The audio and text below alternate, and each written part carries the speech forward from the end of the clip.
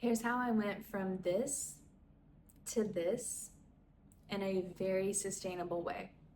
I didn't start with strength training. I didn't start with macros. I didn't start with even a step goal. I started out of pure exhaustion. I was bone, soul tired.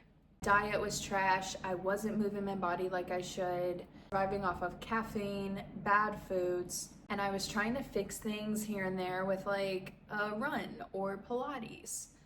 Nothing would stick. Like I couldn't get anything to stick. It wasn't actually until I moved down to Puerto Rico that I sort of had like this reset and I was able to pause and really think about why I wanted to do what I wanted to do, why I wanted to feel better, why I wanted to take care of myself in a better way. Something shifted inside of me when I did that. And it wasn't overnight, but it was slowly and steadily something started to shift. I started to really feel the fog lift off of me. I had space to breathe. I had way fewer distractions. I just realized I didn't want to keep feeling like crap. Like I wanted to get my life together. I wanted to feel strong. I wanted to feel capable. I wanted to feel confident again. I wanted to walk into a store and feel confident buying clothes because for the longest time, and I think many women can relate to this, you walk in a store and if you're not feeling overly confident in your body or you really are not overly happy with how you look at that time, shopping for clothes is an absolute nightmare. Nightmare. Like, you don't want to shop. And also you want to like cover up a little bit. So there's a lot of photos of me. Actually, I'm just going to put them on the screen now.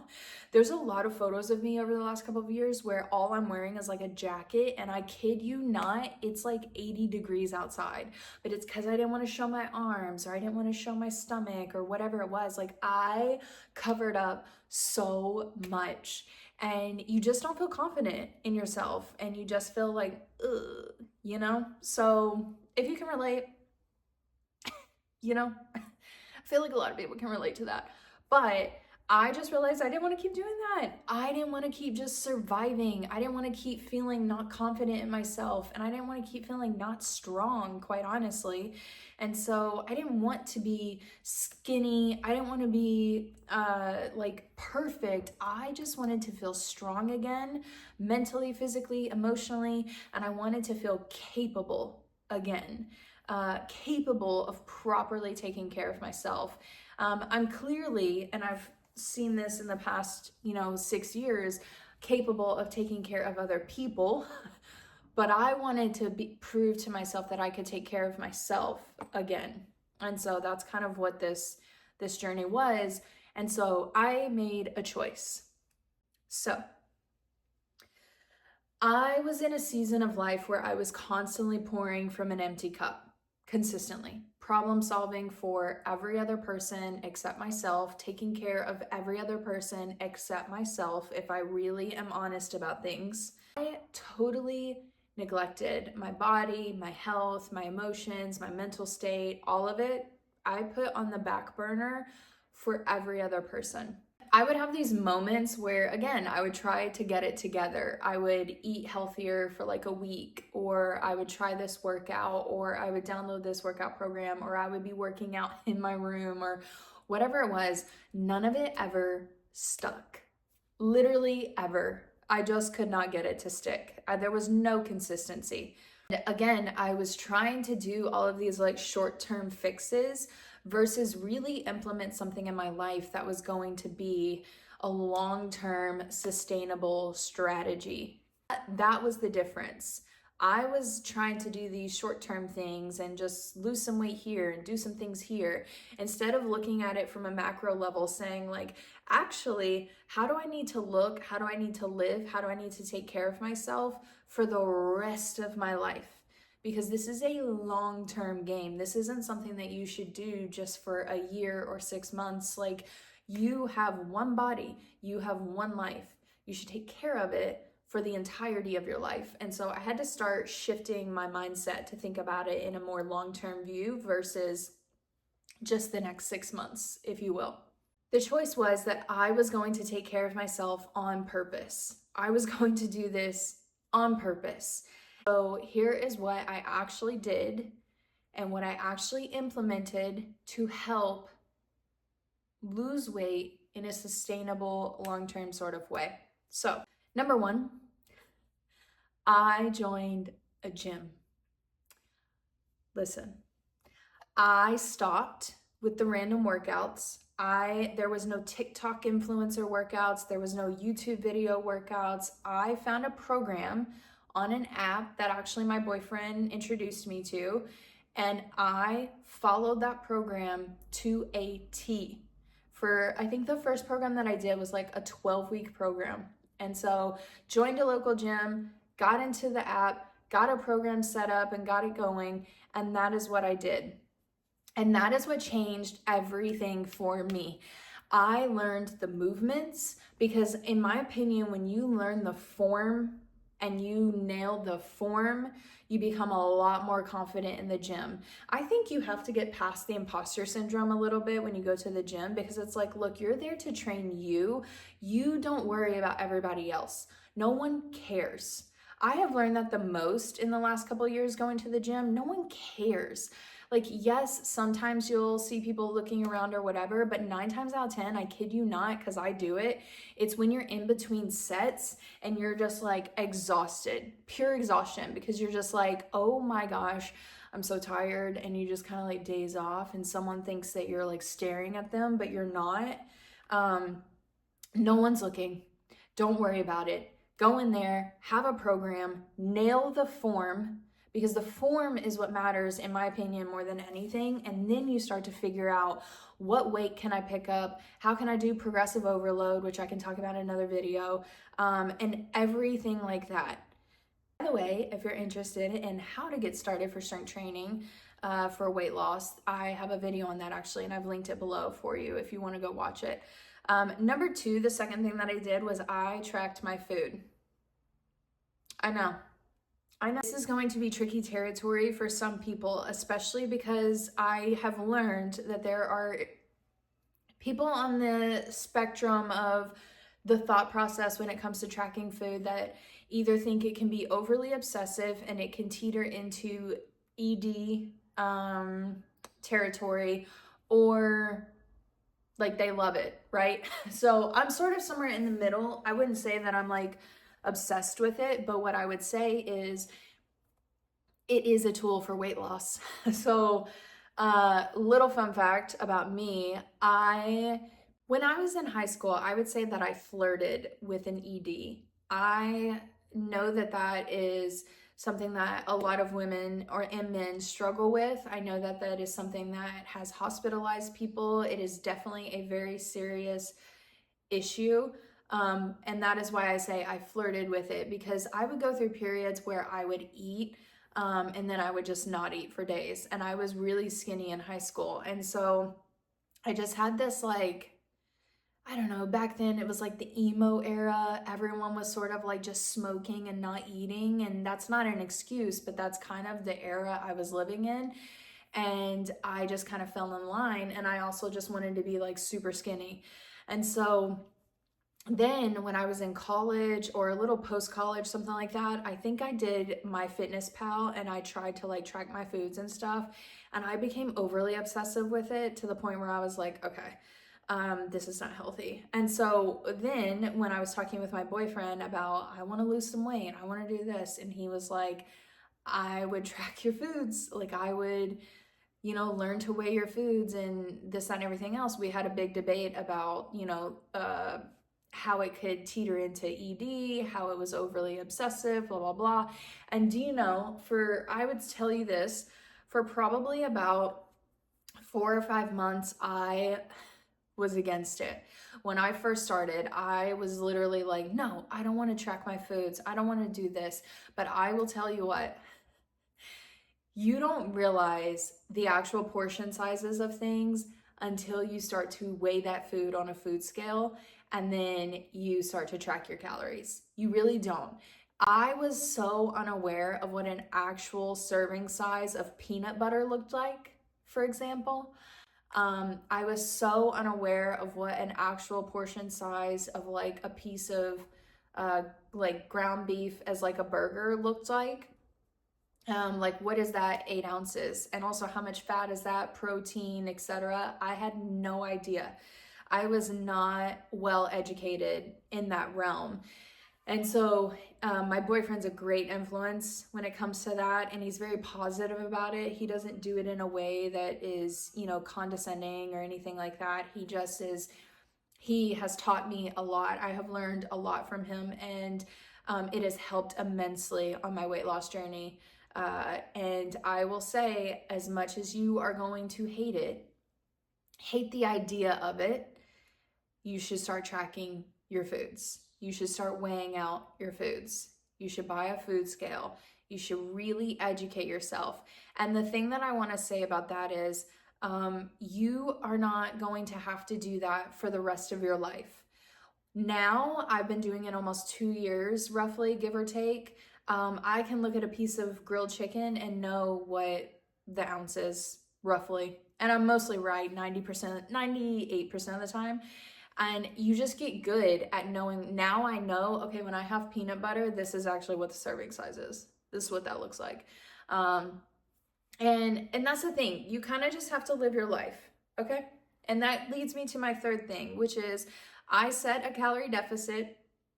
Nothing extreme, but I set a calorie deficit and I stuck to the calorie deficit. So I was not on 1,200 calories. I wasn't restricting X, Y, and Z. I was eating a well-balanced calorie deficit meal plan, and I was still having foods that I enjoyed. And so that is my golden rule for life when it comes to stuff like this.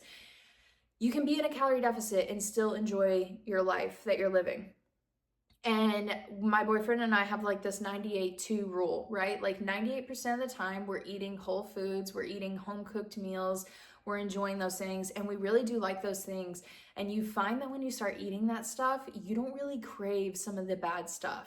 It really is, that really is true. Like that is how that works. After you've been eating that stuff for so long, you don't really crave any of those bad things. And so anyways, 98% of the time we're eating like that. 2% of the time, living our lives.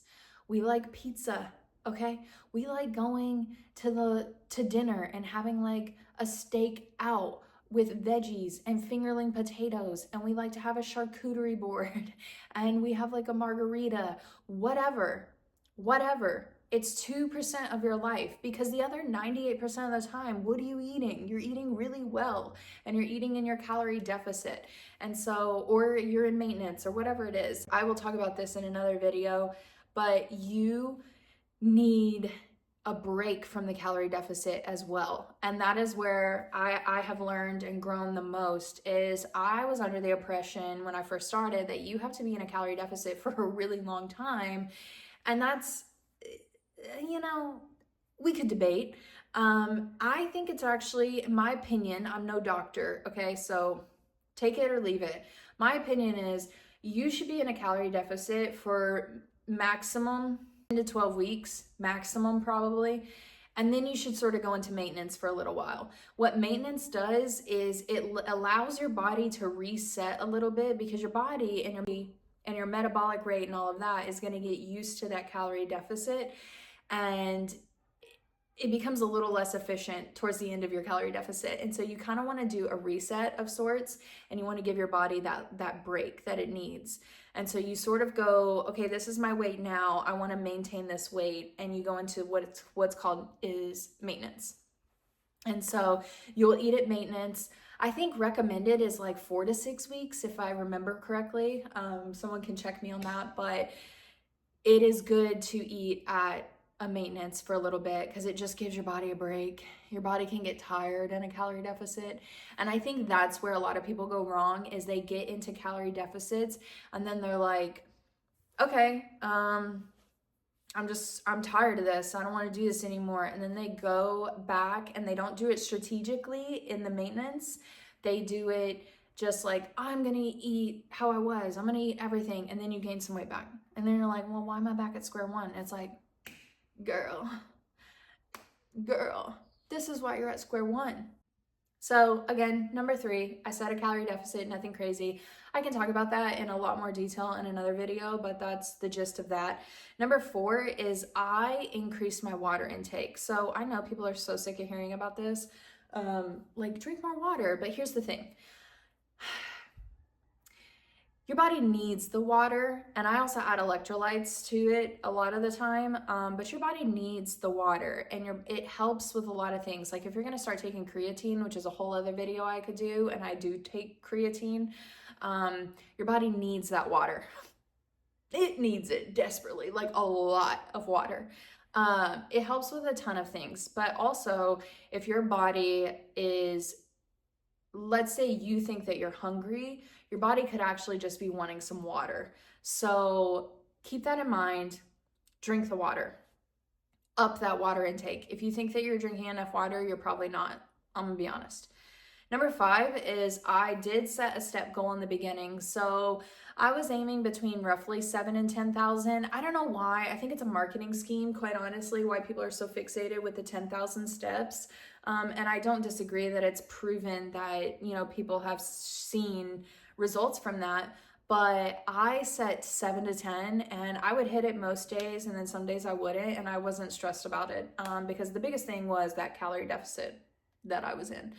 And also at the end of my strength training, every single day when I was in the calorie deficit, I would do like an incline walk on the treadmill for like 20 to 30 minutes. And so that helped as well with the steps.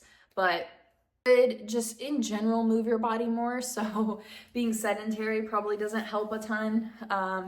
And I've seen that to be true. So yeah, you don't have to set a step goal. I think it helps though if you do get, a certain amount of steps a day. And number 6 is I gave myself permission to be a beginner. I'm experimenting on myself. That's how I like to say it. That's what I always say to my boyfriend. Like, I'm doing an experiment on myself. I want to see this about myself. I want to know this about myself. And so I kind of gave myself the freedom to be a beginner. And quite honestly, I feel like even if you've been exercising for like 20 years, you still are learning things. They're still coming out with new research about certain things, this, that, and everything else. I think you have your staples when it comes to, and I definitely agree with this, when it comes to working out. I think there's some staple exercises, which again, I talk about in that video about how to start strength training for beginners or for weight loss. But I just think you got to give yourself permission to learn and to be a beginner and to go into something new that you don't really know with eyes wide open. And so, when I went to the gym again, I was learning the form. I was learning the different machines. I was learning how to barbell back squat for the first time. Like, all of these things. And if you actually look at it as like a fun challenge for yourself, you can, in my opinion, enjoy it a little bit more. And I think just give yourself the space and the freedom to be a beginner and to learn something new.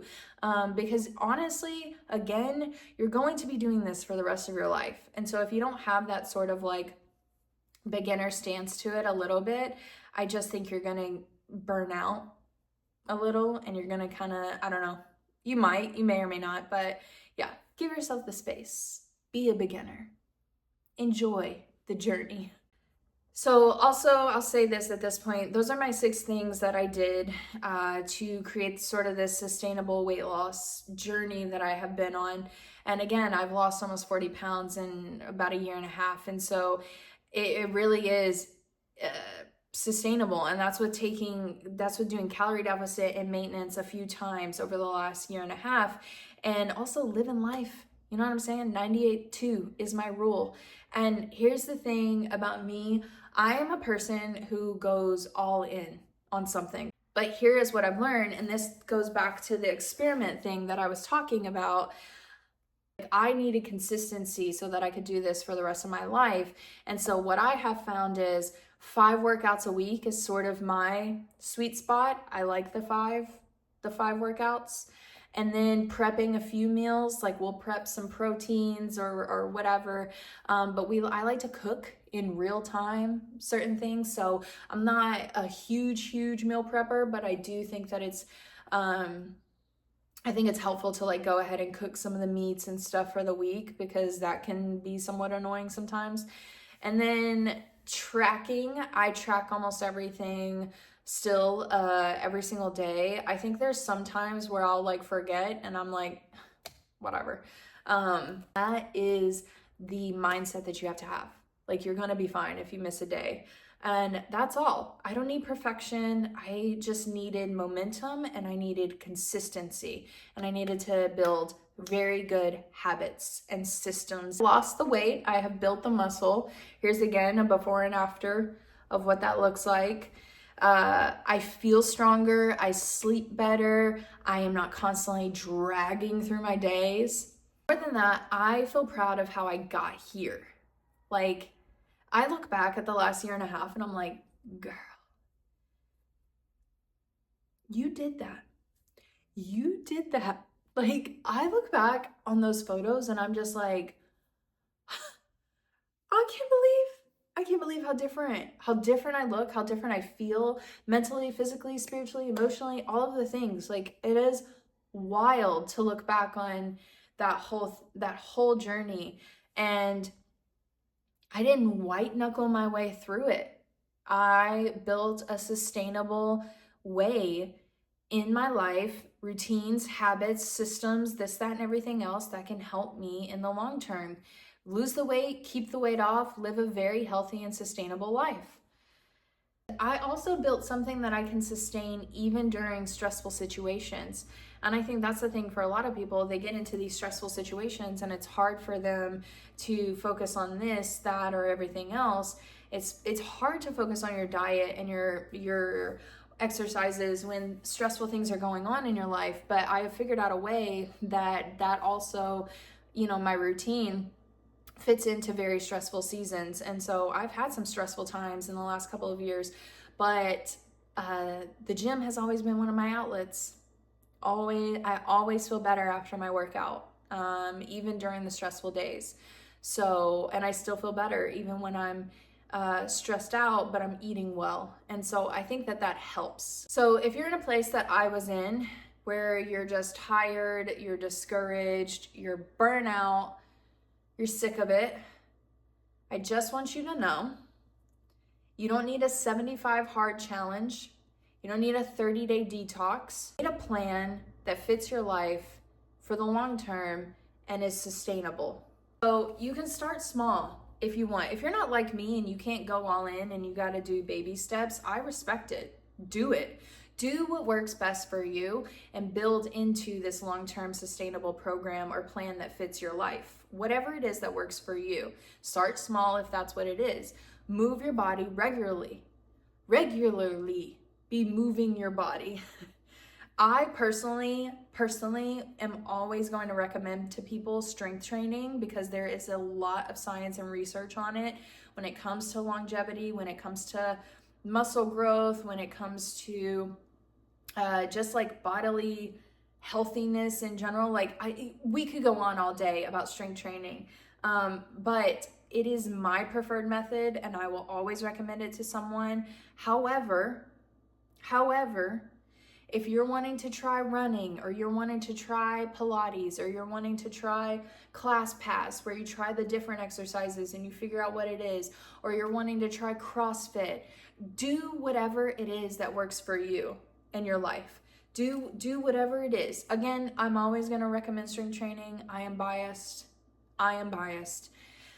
But do whatever it is that you are going to stick to. Do whatever it is that's going to make and formulate consistency in your life and consistency in the body movement. I would also say eat more protein. And I know people are probably sick of hearing that, but it does help. It helps with weight loss. It helps with muscle building. Just increase that protein amount. Drink a hell of a lot more water than you're drinking. Drink up. And stop punishing yourself. Stop it. It does not have to be miserable doing this. You can have an enjoyable journey. You can have an enjoyable time in the gym. You can have an enjoyable time even on a calorie deficit. Like, stop punishing yourself and just enjoy the ride.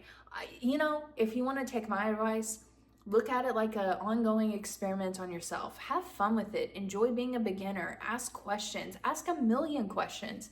Figure out what it is that works best for you and apply that so that you can have consistency and you can build on those habits and you can lose the weight and you can feel confident and better for the rest of your life. Not for the next 6 months, not for the next couple of years even, for the rest of your life. You can feel better. So again, if you need some tips on how to get started with strength training as a beginner for weight loss, I have a video on that. I have linked it below. Or if you are a cardio bunny, as we like to say, and you're wondering a little bit why cardio is not helping you with the weight loss, I did a video on that as well. It is also linked below for you to go watch. And separately, I have a whole fitness playlist that has some other videos on it. If you're interested in that, you can go over and sort of binge watch those if you would like to. But let me know in the comments below where you are in your fitness journey. I would love to hear how you're feeling, where you're at. And if you have any pressing questions or anything like that, please feel free to ask. Please feel free to reach out. I'm always happy to help or have conversations because I love stuff like this. Like clearly I'm talking about it on YouTube, so I love talking about stuff like this. If this has helped you, if this video has helped you at all, please subscribe, follow along for the journey. Let's do this together. Share with a friend, like the video. It really helps me, obviously, but more than anything, I hope that this video has helped you. I'm doing this in real time, you know, it's not pretty, it's not always fun, but it is a journey and it is one that I have thoroughly enjoyed. And so I'm happy to start sharing it with the internet a little bit and just be there for real women who, you know, really want a community and they want to come alongside people and do this thing together. So if that is you, I'm happy to have you. And yeah, until next time, I'll see you then.